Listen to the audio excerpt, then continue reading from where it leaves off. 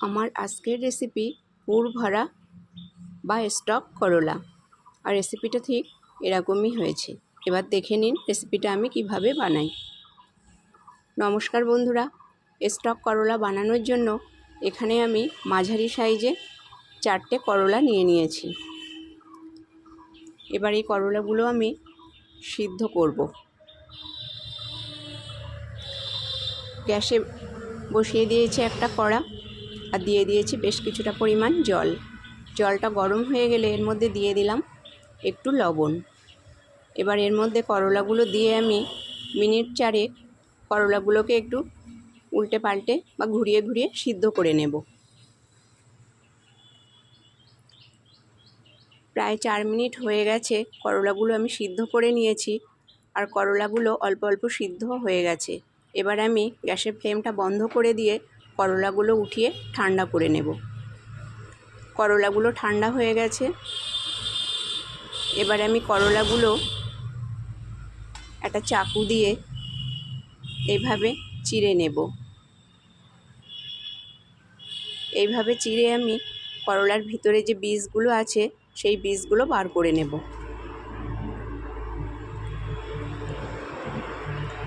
আপনারা কাঁচা করলাও কেটে বীজগুলো আগেও বার করে নিতে পারেন, নিয়ে তারপরেও সিদ্ধ করতে পারেন, সেক্ষেত্রেও রেসিপিটা হবে। এইভাবে আমি একটা চামচের পিছন দিয়ে করলার বীজগুলো বার করে নেব। আর এই বীজগুলো আমি যে ভিতরে পুর ভরব সেই পুর ভরার কাজে ব্যবহার করব। এইভাবে আমি সব বীজগুলো বার করে নেব। করলার বীজ যদি ভিতরে শক্ত হয়ে যায় তাহলে সে বীজগুলো না দেওয়াই ভালো। সেক্ষেত্রে বীজগুলো দিলে একটু খোসা খোসা ভাব হয়ে যায়। দেখুন করলাগুলো থেকে আমি বীজগুলো সব বার করে নিয়েছি।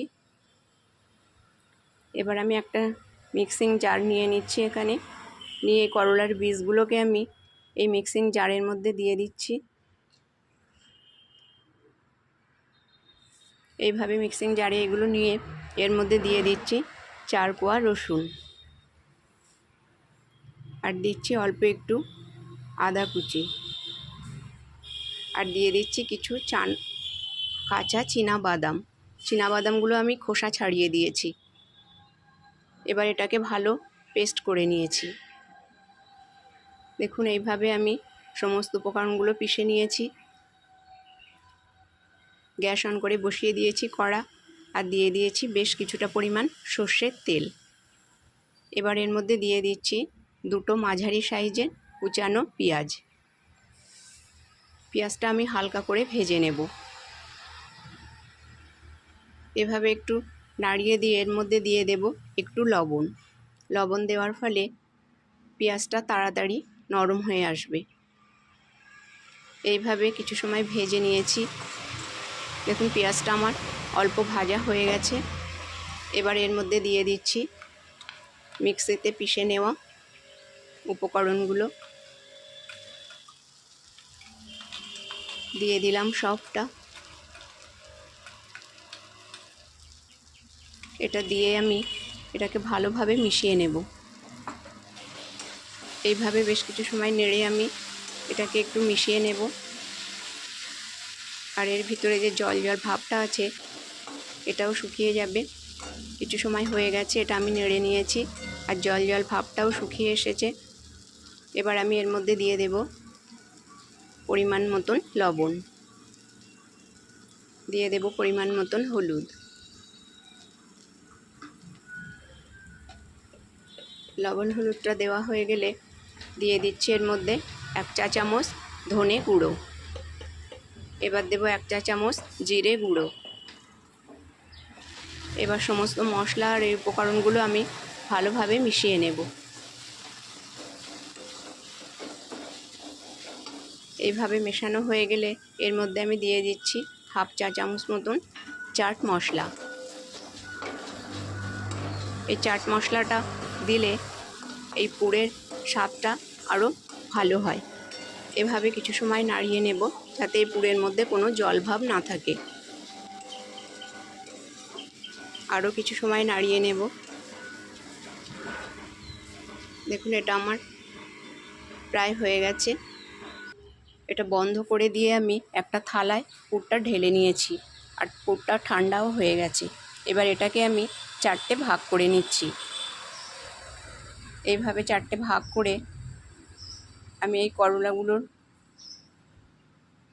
মাঝখানে এইভাবে হাত দিয়ে একটু চেপে চেপে এগুলো আমি ভরে দেব। এইভাবে একটু চেপে ভরে দিলে ভিতর থেকে পুরগুলো আর বেরিয়ে আসবে না, সুতরাং সুতো দিয়ে বাঁধবার কোনো প্রয়োজন নেই। এইভাবে একটু হাত দিয়ে চেপে দিলেই এগুলো থেকে যাবে, এর ভেতর থেকে আর বেরিয়ে আসবে না। একই রকমভাবে আমি বাকি 3টেও ভরে নেব। সবগুলো আমার ভরা হয়ে গেছে। এবার আমি এগুলো ভেজে নেব।